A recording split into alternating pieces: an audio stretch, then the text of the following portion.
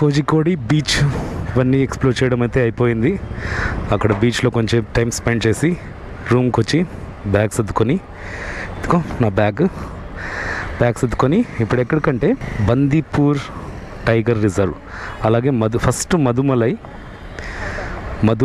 Tiger reserve. చూడండి 3 point పెట్టాను. First tiger reserve, Mudumalai tiger reserve, second వచ్చేసి elephant camp, third Bandipur tiger reserve. So safari ఏమైనా వెళ్దాం అనుకుంటున్నాను. చూద్దాం. 5:30కి ఓపెన్ అవుతుందంట ఇది టైగర్ ఎలిఫెంట్ క్యాంపు. అదేమన్నా కవర్ చేసుకొని ఈరోజు ఎక్కడైనా రెస్ట్ తీసుకొని రేపు పొద్దున ఇంటికి బయలుదేరిపోదాం.